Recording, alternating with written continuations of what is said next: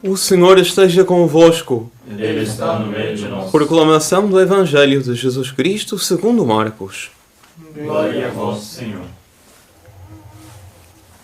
Naquele tempo, as autoridades mandaram alguns fariseus e alguns partidários de Herodes para apanharem Jesus em alguma palavra. Quando chegaram, disseram a Jesus: Mestre, sabemos que tu és verdadeiro e não dás preferência a ninguém. Com efeito, tu não olhas para as aparências do homem, mas ensinas com verdade o caminho de Deus. Dize-nos, é lícito ou não pagar o imposto a César? Devemos pagar ou não? Jesus percebeu a hipocrisia deles e respondeu: Por que me tentais? Trazei-me uma moeda para que eu a veja. Eles levaram a moeda e Jesus perguntou: De quem é a figura e a inscrição que estão nesta moeda? Eles responderam: De César. Então Jesus disse: Dai, pois, a César o que é de César, e a Deus o que é de Deus. E eles ficaram admirados com Jesus. Palavra da salvação. Glória a vós, Senhor. Ave Maria, cheia de graça, o Senhor é convosco. Bendita sois vós entre as mulheres, e bendito é o fruto do vosso ventre, Jesus. Santa Maria, Mãe de Deus, rogai por nós, pecadores, agora e na hora de nossa morte. Amém. Queiram sentar-se, por favor. Nós temos na liturgia de hoje algo de extraordinário. Nós temos uma polémica. Às vezes, quem não gosta de ouvir um debate e ver qual dos oponentes vai vencer, quem se sai com a melhor resposta e torna claro aquilo que é a verdade. Todos gostam de ouvir, mas a polémica de hoje envolve a própria verdade de Nosso Senhor Jesus Cristo. E por isso, Nossa Senhora vence de forma esplêndida no Evangelho de hoje.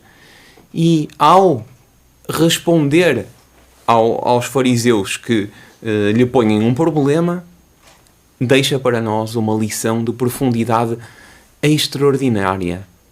Entremos no Evangelho. Alguns partidários de Herodes e alguns fariseus são mandados pelas autoridades para porem à prova Jesus.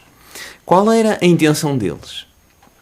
Eles queriam armar uma cilada e colocar Nosso Senhor defendendo ou o aspecto religioso de uma problemática ou o aspecto político em detrimento do outro, e assim colocar ou as autoridades civis ou as autoridades religiosas contra Nosso Senhor. E qual é o problema colocado pelos fariseus? Naquela época, o Império Romano se havia expandido muitíssimo e muitas nações estavam sob a tutela do Império Romano. Uma delas foi o próprio povo judeu.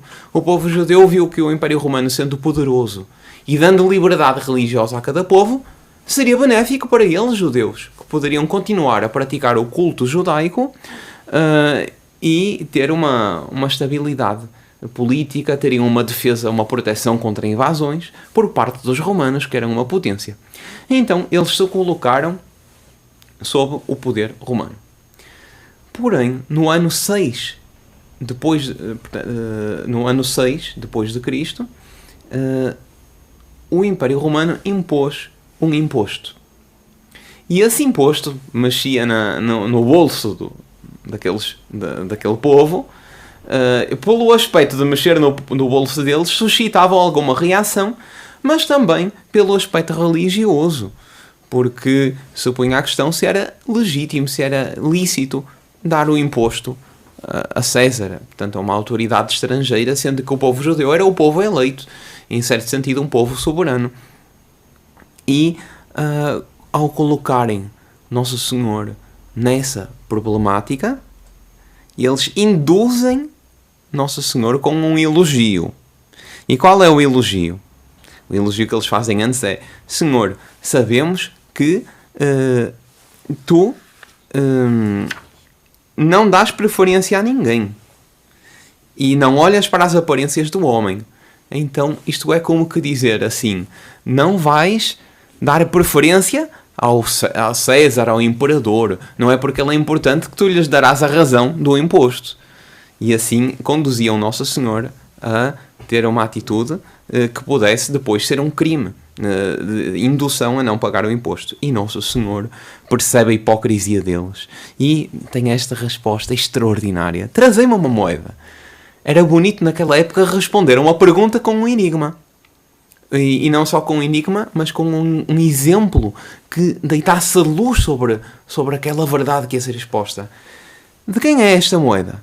De quem é a figura que está nela? É de César, respondem, já esfregando as mãos. E Nosso Senhor retribui a afirmação: dai a César o que é de César e a Deus o que é de Deus. Então, dava a instrução de seguir aquela regra, aquela lei de pagar o imposto, e ao mesmo tempo mostrava o quanto esse imposto devia ser pago de acordo com as leis religiosas, porque Nosso Senhor transmite este princípio básico da lei natural, que era assumido em todo o Deuteronômio, em toda a revelação, a obrigação de dar a cada um o que lhe pertence. Esta é a definição de justiça. Era a definição que estava na lei romana, mas era a definição de direito natural e que já vinha desde Adão e Eva. Dar a cada um o que lhe pertence. Sum cuique retribuere. É a definição básica de justiça que todos compreendem. E assim ficavam sem resposta. Resposta brilhante, afirmação brilhante de Nosso Senhor, repetida quantas vezes nas polémicas ao longo da história. Durante a história da Igreja, nós hoje nascemos católicos, somos batizados, aprendemos o credo e para nós é tudo muito claro. Mas todos os artigos do nosso credo, que hoje em dia não são discutidos, porque é uma clareza, é muito claro, existem outras religiões, existem pessoas que seguem outros caminhos, mas que a verdade que a Igreja Católica segue na perfeição, e a doutrina católica espelha com perfeição os ensinamentos de Nosso Senhor, é transparente, é teologicamente comprovável de forma clarividente. Mas isso foi objeto de muitas polémicas, e ao longo da história existem casos magníficos em que os santos, iluminados pelo Espírito Santo, deram respostas idênticas. Por exemplo, Santa Joana d'Arc, que posta perante um tribunal da Inquisição, de um bispo que que tinha más intenções e queria condená-la à morte, perguntam-lhe: diz-me, Joana, estás ou não em estado de graça? Queriam condená-la por presunção, porque se ela dissesse que estava em estado de graça, é algo que ninguém pode afirmar com plena certeza. Mas se dissesse que não estava, tinha um motivo ali para acusá-la de pecadora e então condená-la também. E Santa Joana d'Arc, com aquela simplicidade de uma camponesa que desconhecia a teologia, responde: se eu estiver, que Deus me conceda a graça de permanecer nele. E se acaso não estiver, que Deus me obtenha a contrição para retomar a graça divina. Resposta perfeita. Mas desta polémica surge para nós uma doutrina de espiritualidade muito profunda.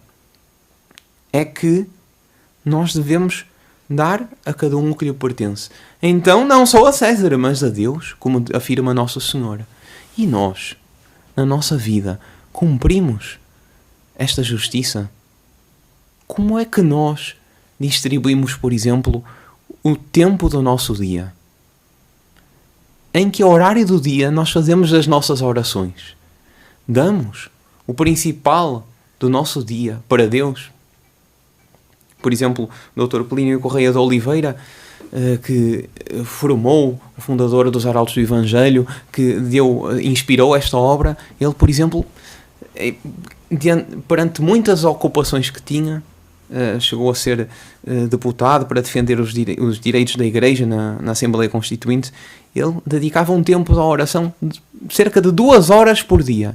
E ele sempre dizia que escolhia o melhor horário. O horário do dia em que estava mais desperto é o que ele dedicava à oração. Os santos, todos, davam essa precedência. E com isso tudo se organizava na vida. Porque procurai o reino de Deus e a sua justiça, está escrito, e o resto vos será dado por acréscimo.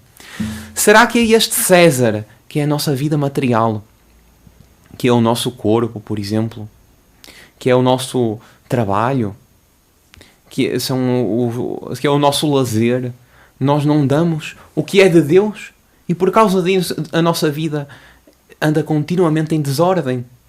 E somos daqueles que trabalham para viver e vivem para trabalhar, ou daqueles que omitem o que é de Deus, mas no próximo. É na família em que é omitido o tempo devido à família. Não só o tempo para estar juntos, mas o tempo devido a ensinar, a levar os filhos, a incentivar os netos a irem a uma catequese, a receberem os sacramentos, a auxiliar para que ninguém da família deixe de receber, por exemplo, a santa unção, a unção dos enfermos se encontra doente. Se nós omitimos ao nosso próximo o bom exemplo e deixamos de lhe dar aquilo que devemos, se omitimos uma palavra de Deus, se deixamos de rezar por ele, de o encomendar nas santas missas, então aqui nós temos esta regra em função da qual devemos pautar toda a nossa vida, sempre dando o principal para Deus, ou melhor, dando tudo para Deus, porque tudo é de Deus, e dando tudo a Deus, às vezes na minha oração, às vezes na atenção ao meu próximo, às vezes refutando uma ideia errada numa polémica, fazendo tudo em função dele. Um caso bonito, e com isso encerramos, Santa Luzia, que perante na sua juventude, ela tinha o seu propósito de consagrar-se a Deus, consagrar a Deus a sua virgindade, e um jovem se apaixona por ela, e com o poder político de que dispunha e a influência que dispunha, quer forçá-la a casar-se com ele. E ela então, não tem dúvida, a minha alma é para Deus, mas o resto, o que é que tanto te agrada para quereres casar comigo? São os teus olhos. Ela não tem dúvida, arranca os olhos e oferece-os, e manda-os ao seu àquele que desejava ser seu noivo. E depois que Deus faz o milagre de lhe restituir depois a vista, porque ela era inteira de Deus. Assim é quando alguém se abstém de entregar a sua vida ao que é material para se entregar a Deus, Deus às vezes dá até o que é material. Peçamos essa graça por intermédio de Nossa Senhora. Louvado seja Nosso Senhor Jesus Cristo. Para sempre seja louvado.